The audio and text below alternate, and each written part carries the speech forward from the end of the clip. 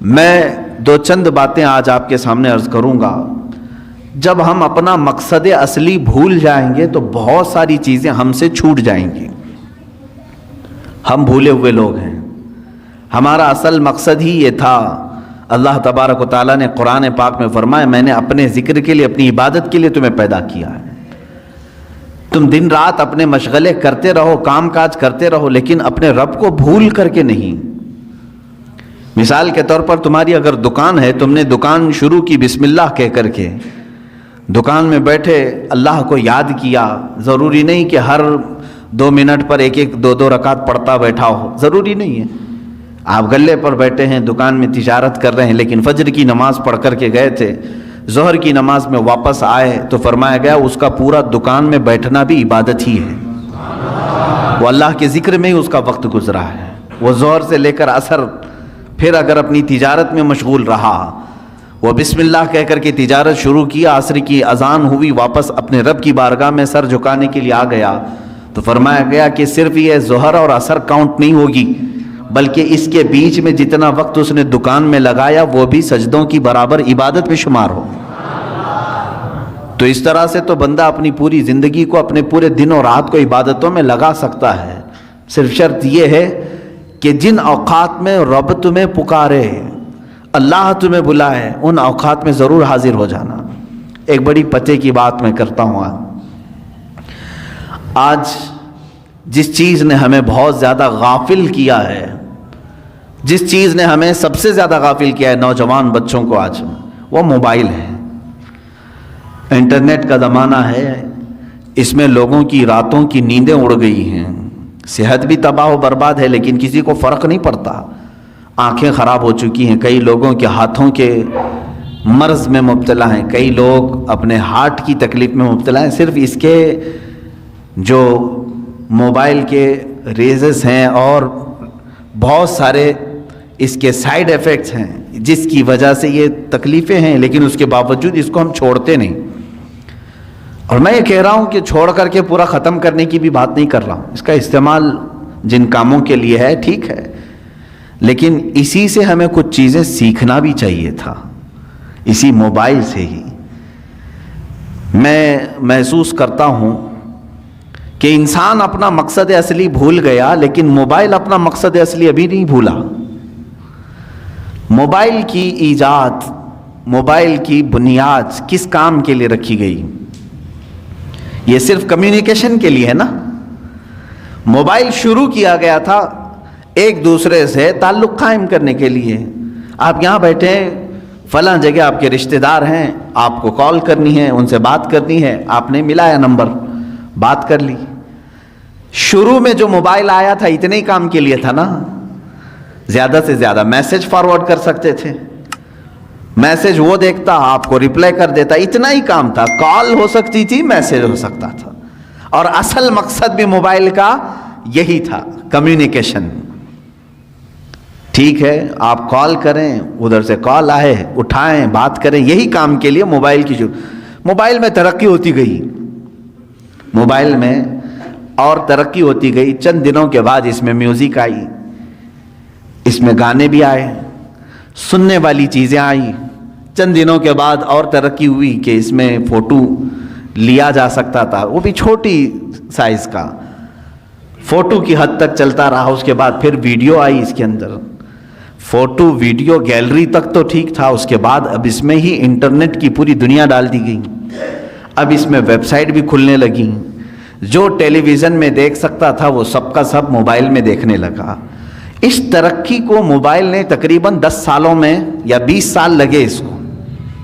20 سال میں یہ اس ترقی کو پہنچ چکا ہے کہ اپنی ساری دوسری چیزیں پیچھے چھوڑ دیا. ٹی وی کا بھی وہ آج مقام نہیں رہے گا جو موبائل کا ہے. گھر کے لینڈ لائن کا بھی کوئی اتا پتہ نہیں ہے. منی آرڈر، خط، پوسٹ کارڈ، یہ ساری چیزیں ختم ہو چکی. موبائل سب کی جگہ لے چکا ہے، بہت آگے بڑھ چکا ہے، بہت ترقی کر چکا ہے موبائل. پھر میں توجہ دلا رہا ہوں، اس کا اصل کام کیا تھا؟ کمیونیکیشن، ایک دوسرے سے کال کرنا. موبائل ادھر سے ادھر دو لوگوں کی بات کراتا تھا. لیکن میرے عزیزوں ان 20 سالوں میں اس موبائل کو دیکھو، آج یہ ترقی اتنی کر چکا کہ پکس آ گئیں، ویڈیوز آ گئیں، انٹرنیٹ آ گیا، اس کے اندر گیمز آ گئے، سب آ گئے، لیکن چاہے تم کچھ بھی دیکھ رہے ہو موبائل اوپن کر کے، اگر کسی دوسرے نے کال کیا تو وہ اسی وقت کال آتی ہے یا نہیں آتی؟ تمہارے موبائل کا اسکرین شو کرتا ہے یا نہیں کرتا؟ تم فیس بک دیکھ رہے ہو، کال آتی ہے کہ نہیں آتی؟ تم ویڈیو دیکھ رہے ہو، اگر کسی نے کال کیا تو اسی ویڈیو کے بیچ میں ہی یہ بجا کر کے دکھاتا ہے کہ کوئی تمہیں بلا رہا ہے۔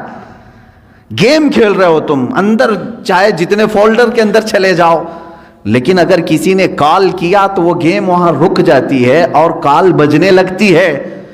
اس کا مطلب یہ ہے کہ جس کام کے لیے یہ شروع ہوا تھا وہ آج تک اپنا مقصد نہیں بھولا، آج تک اس کی ترقی بہت ہو چکی ہے، اس میں بہت ساری ترقیاں آ گئی، انٹرنیٹ کی پوری دنیا آ گئی، لیکن وہ کمیونیکیشن کے لیے جو شروع کیا گیا تھا وہ آج بھی کر رہا ہے کام۔ تم اس موبائل میں 1000 کام کر رہے ہو، لیکن اگر کسی نے تمہیں کال کیا تو اسی کاموں کے بیچ میں ہی وہ تمہیں بجا کے دکھائے گا، گھنٹی بج جائے گی۔ میرے عزیزو، اس موبائل سے ہی یہ بھی سیکھنا چاہیے، انسان کا مقصد اصلی اللہ کی عبادت ہے۔ تم چاہے جتنی بھی ترقی کر چکے ہو، آج تم گھاس پھوس کی مسجدوں سے سنگ مرمر کی مسجدوں میں آ گئے، آج ترقی کے زمانے میں تم گھوڑا گاڑی نہیں مرسیڈیز میں گھوم رہے ہوں گے، تم آج یکا گاڑی میں نہیں بلکہ پلین میں سفر کر رہے ہوں گے، ٹرین میں سفر کر، بہت ترقی کر چکے ہو۔ لیکن اسی سے اگر سیکھ سکتے تو سیکھ لیتے۔ آج بھی اگر اللہ کی پکار آ جائے تو مجھے ان کاموں کو چھوڑ کر اسی کے بارگاہ میں حاضر ہونا چاہیے۔ یہ مشین ہے، ایک آلہ ہے، اس مشین نے آج تک اپنا مقصد نہیں فراموش کیا۔ جس کام کے لیے اس کو بنایا گیا تھا وہ موبائل آج بھی وہ کام کر رہا ہے، اگرچہ اس میں بہت ترقی ہو گئی۔ تم تو انسان ہو، تم دنیا کی چکا چوند کو دیکھ کر کے، اس کی چاندنیوں کو دیکھ کر کے اپنے مولا کو کیسے فراموش کر گئے؟ آج جب ہم بات کرتے ہیں تو لوگ یہ کہتے ہیں وہ پہلے کا زمانہ تھا، انہیں کام کاج نہیں تھا، گاڑی گھوڑے کچھ نہیں تھے، اس لیے وہ اللہ اللہ کرتے تھے۔ میرے عزیزو، تب تو تف ہے، لعنت ہے، اس مشین سے بھی زیادہ گئے گزرے ہو۔ ہاں وہ اہل اللہ تھے، ان کے زمانے کے تقاضے تھے، اس کے باوجود وہ رب تعالیٰ کی پکار ہوتی تو ضرور حاضر ہوتے، اس لیے کہ انہیں معلوم تھا ہمارا مقصد ہی دنیا میں آنے کا یہ ہے، چاہے میں ترقی کر کے آسمان پر بھی پہنچ جاؤں، چاہے میں ترقی کر کے چاند تک بھی پہنچ جاؤں، لیکن میرا جو مقصد ہے دنیا میں آنے کا وہ میرے مولا کے حضور حاضر ہونا ہے جب وہ مجھے پکارے۔ عزیزان گرامی وقار، آج جن چیزوں نے ہمیں اپنے مقصد سے دور کیا ہے ان چیزوں سے ہی تم سیکھ سکتے تھے۔ موبائل سے کوئی سیکھ نہیں رہا ہے، اس کو استعمال تو کر رہے ہیں، اسی سے سیکھ سکتے تھے۔ آج اللہ رب العزت کے حضور حاضر ہونے کا جو شوق ہونا چاہیے وہ کیوں نہیں ہے؟ اچھا، ایک اور بات اسی موبائل سے ہم نے جب تحقیق کیا تو یہ بھی پتہ چلا، جب پڑھتے تھے نا کتابیں، سنتے تھے کہ امام اعظم ابو حنیفہ رضی اللہ تعالیٰ عنہ رات کو کھڑے ہوتے تو صبح تک ایک قرآن ختم کر لیتے تھے۔ 4 ورق پڑھنے نہیں ہوتا آج مسجد میں، 2 ورق پڑھتے ہی بھاگنے کا دل کرتا ہے لوگوں کا۔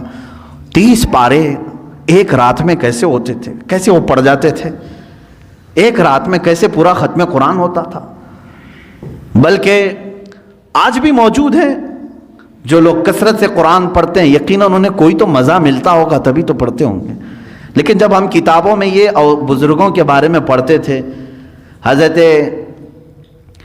امام مالک رضی اللہ تعالیٰ عنہ کے متعلق بھی ہے، ایک بزرگ کے متعلق میں نام ذہن میں نہیں ہے، فرماتے ہیں کہ وہ کبھی کبھار ایسا ہوتا کہ گھوڑا حاضر کر دیا جاتا سفر کے لیے، گھوڑے پر پیر اٹھاتے ابھی رکھنے کے لیے، اور دوسرا پیر اٹھانے سے پہلے پہلے تک وہ پورا ختم قرآن کر جاتے تھے۔ کتنی دیر لگتی ہوگی؟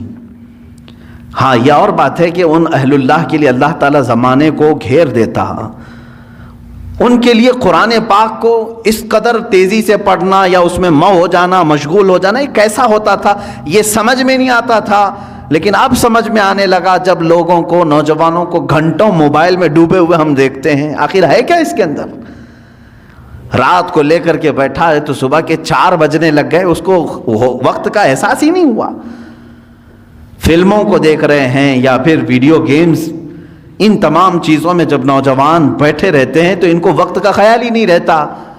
ہو بہو اس لیے کہ تم اس کو دل دے بیٹھے ہو، ان گیمز کو دل دے بیٹھے ہو، اس لیے تمہیں وقت کا احساس نہیں ہو رہا۔ یہ دل اگر قرآن کو دیا ہوتا تو قرآن کے پڑھنے کا بھی تمہیں کبھی اکتاہٹ اور ملال آ ہی نہیں سکتا۔ ایک بزرگ سے سوال کیا گیا، انہوں نے فرمایا، سوال بھی بڑا اچھا ہے، انہوں نے کہا کہ کبھی ایسا ہوتا ہے فلم دیکھنے کے لیے بیٹھے 3 گھنٹے آرام سے بیٹھ جاتے ہیں، 4 گھنٹے کرکٹ دیکھنے کے لیے بیٹھ جاتے ہیں، کبھی کچھ بھی نہیں ہوتا، سکون سے بیٹھ جاتے ہیں۔ مسجد میں پائتی بدلتے رہتے ہیں ادھر سے ادھر، اگر تھوڑی دیر ہم بند کریں تو لوگوں کی بے قراری شروع ہو جائے گی، ادھر جانا ہے ادھر جانا ہے، ادھر آنا ہے ادھر آنا ہے، تھوڑی ہلکی آواز آئے کہ سب ادھر طرف توجہ کر لیں، یہ کیا مسئلہ ہے؟ ادھر سکون سے بیٹھتا نہیں ہے اور ادھر آرام سے بیٹھا رہتا ہے، وہاں گھنٹوں گزر جاتے ہیں، کیوں ایسا ہے؟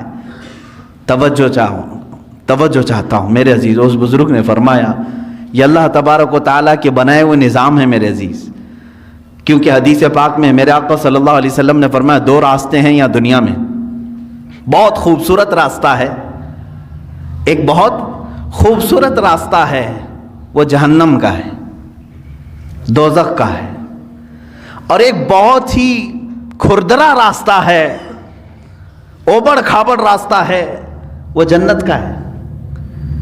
شاک تو نہیں ہو رہے ہیں، میں الٹا بول گیا ہوں، حقیقت ہے۔ دوزخ کا راستہ دنیا میں خوبصورت بنایا گیا ہے لیکن منزل خطرناک ہے، اور جنت کا راستہ کانٹوں بھرا ہے، اوبڑ کھابڑ ہے، لیکن منزل بہت خوبصورت ہے۔ یہ اللہ کے نبی صلی اللہ علیہ وسلم نے فرمایا، اس بزرگ نے اس کے سوال کا جواب دیا، میاں بات یہ ہے اگر تجھے کانٹوں پر بٹھایا جائے تو کتنی دیر تک تو بیٹھے گا؟ پالتی ادھر سے ادھر پائتی بدلتا ہی رہے گا، ادھر چھپا تو ادھر اٹھا، ادھر چھپا تو ادھر اٹھا، یہ بے قراری کانٹوں پر بیٹھنے کی وجہ سے ہے۔ اور جہنم کے راستے پر جو بیٹھا ہے 4 گھنٹے 5 گھنٹے وہ سکون سے ہی بیٹھے گا، اس لیے کہ دنیا میں اس کے لیے سکون، بظاہر سکون نظر آئے گا، تو باغیچے میں بیٹھا ہے جیسے جس طرح سے، تو دوزخ کے راستے پر دنیا میں جو بیٹھا ہوا ہے وہ اپنے پورے گھنٹے خرچ کرے گا، اسے وہاں اطمینان کی طرح لگے گا۔ جنت کا راستہ اگرچہ کانٹوں بھرا ہے لیکن منزل بہت خوبصورت ہے۔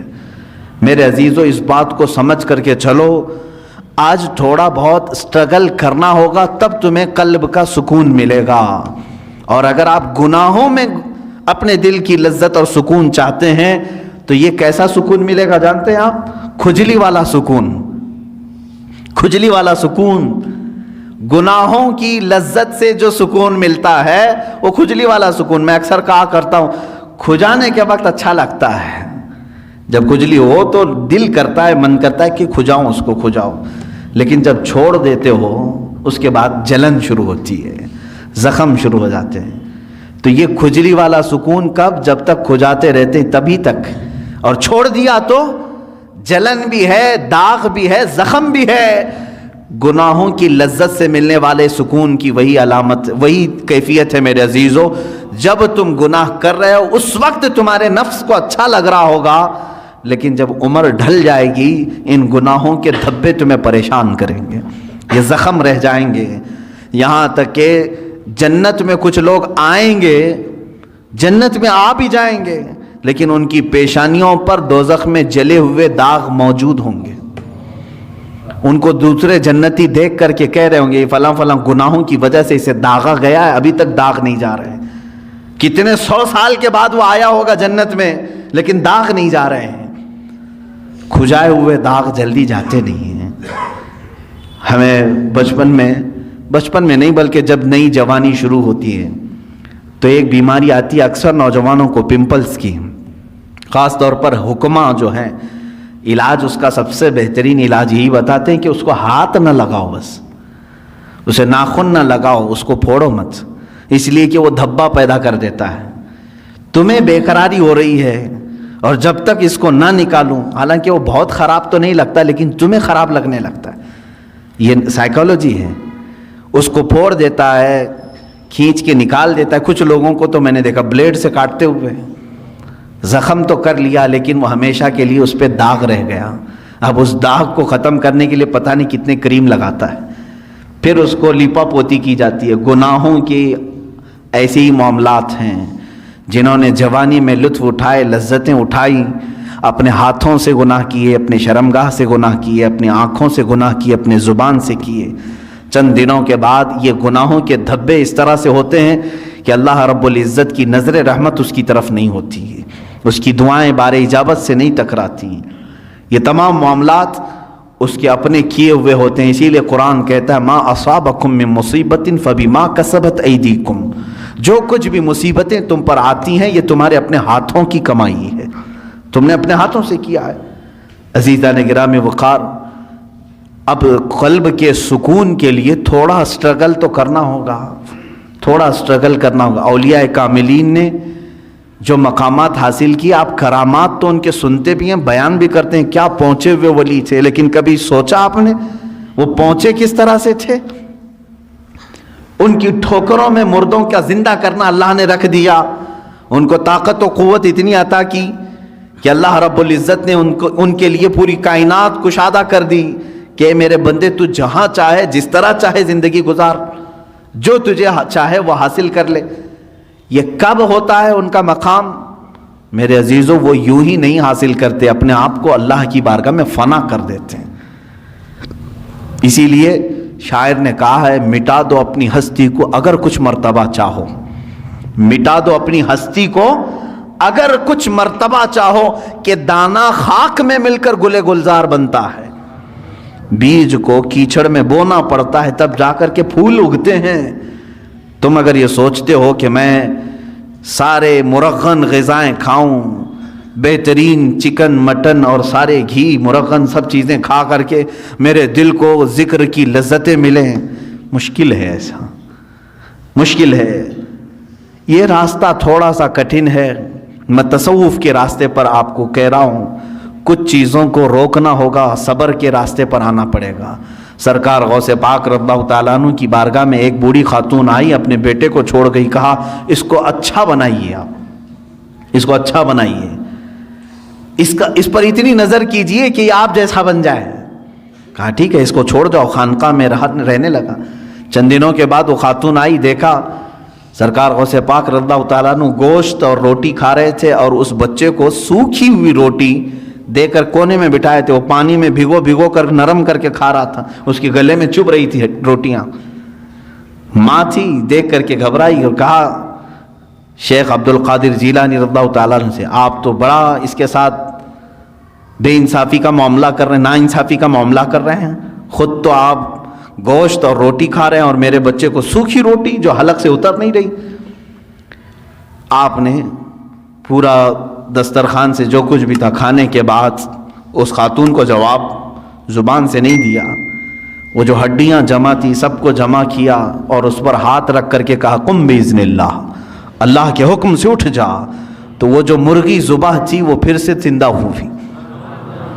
بعض اولیاء کاملین کو یہ تصرف دیا گیا ہے، وہ مرغ زندہ ہوا، آپ نے اس خاتون سے کہا کہ اے خاتون، جب تیرا بیٹا بھی اس لائق بن جائے تو اسے بھی میں ایسے ہی کھلاؤں گا۔ اس کی تربیت کا زمانہ ہے، اسے آج صبر سکھایا جا رہا ہے۔ میرے عزیزو، آج یہ میرے لیے بھی نصیحت ہے، آپ کے لیے بھی نصیحت ہے، ہم اچھے کھانے کھاتے ہیں لیکن ہفتے میں ایک مرتبہ اپنی زندگی میں ایسا دن بھی رکھو کہ یا تو وہ دن روزے سے ہو جائیں، یا تو پھر اس دن فاقہ اس طرح سے کریں کہ جس کو نفس نہ پسند کرتا وہ چیز ہم کھائیں۔ سوکھے چوڑے ہمارے ہاں ملتے ہیں، ظاہر سی بات ہے اس کو چبانے میں دقت ہوتی ہے۔ اس نفس کو مارنا ہو تو ایک دن ایسا رکھو کہ اسی کو کھا لیں ہم۔ روٹیاں سکھا کر کے رات کو اولیاء کاملین رکھتے تھے صرف اپنے نفس کو مارنے کے لیے۔ جب تک آپ یہ جنگ نہیں کریں گے ذکر کی لذت آپ کو نہیں ملے گی۔ ہاں آپ اللہ اللہ اللہ اللہ کریں گے، سر ہلے گا، دل کچھ بھی نہیں ہلے گا۔ دل کو ہلانے کے لیے پریکٹیکلی طور پر آپ کو کچھ چیزوں سے گزرنا پڑے گا. سب سے پہلی چیز ہے اس میں اپنے غذاؤں پر کنٹرول. اپنے غذاؤں پر کنٹرول. یہ غذاؤں کی لت جو ہے ہمیں آج حرام کاریوں کی طرف لے جا رہی ہے. زبان کے چٹخارے جو ہیں بہت خطرناک ہیں. اسی لیے دنیا میں دو ہی شہوت ہے, سب سے بڑی شہوت, ایک شرمگاہ کی شہوت اور ایک زبان کی شہوت. ان دو کو اگر کسی نے شکست دے دیا تو وہ ولی بن جائے گا, ولی بن جائے گا. زبان کی شہوت یہ ہمیشہ اس کو جو لذت مل گئی وہی کھانا چاہتی ہے. جس کو گوشت کھانے کی لذت میں, گوشت حرام نہیں ہے, حلال ہے, لیکن کوئی اگر اس کا ایڈکٹ ہو گیا کہ بغیر اس کے تو مجھے چلتا ہی نہیں, تو گویا کہ تم گوشت کے غلام ہو, اپنے اوپر کسی چیز کو تم نے لازم کر لیا ہے. کچھ چیزیں ایسی ہیں میرے عزیزوں کہ یہ زبان تم سے وہ سب کراتی ہیں. اگر ایڈکٹ ہو گئے تھے, بغیر گوشت کے کھا نہیں سکتے تھے, اتفاق سے ایسا وقت آ گیا زندگی میں کہ پیسہ بھی نہیں ہے, کچھ بھی نہیں ہے, گوشت گھر میں نہیں آیا, کیا کریں گے؟ زبان دوسری چیز تو نگلتی نہیں, چوری کریں گے. اور کسی ایسی جگہ پر گئے جہاں پر صرف خنزیر کا گوشت مل رہا ہے وہ بھی کھا لیں گے. کھاتے ہوئے میں نے دیکھا ہے ممبئی میں, زبان کا چٹخارا ہے. پیزا میں پیزا ملتا ہے, خنزیر کا گوشت ڈال کر کے آدمی بیچ رہا ہے, لوگ خرید رہے ہیں, کھا رہے ہیں. نان ویج کھانے کا ایک شوق ہے. میرے عزیزوں, کوئی بھی چیز اپنے اوپر اتنی غالب نہ کر لو کہ تم اس کے غلام بن جاؤ اور مجبوری میں تمہیں وہ سب کرنا پڑ جائے. ہاں, دنیا سے بقدر ضرورت چیز اٹھاؤ, کسی بھی چیز کو اپنے اوپر حاوی ہونے نہ دو. دو بزرگوں کی بات میں بتا کر کے اپنے ذکر کی مجلس شروع کرنے جاتا ہوں. ایک ہیں سیدنا ابو بکر شبلی رضی اللہ تعالیٰ عنہ, سیدنا جنید بغدادی رضی اللہ تعالیٰ عنہ کے خلیفہ مجاز, مرید صادق. شجرہ قادریہ میں ان کا نام آتا ہے.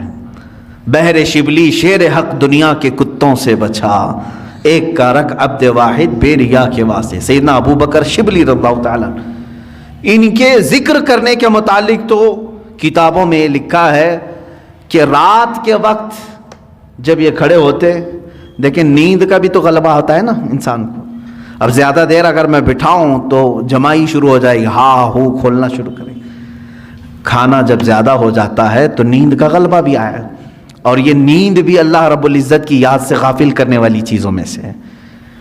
خشوع و خضوع نہیں رہے گا, اطمینان قلب نہیں رہے گا.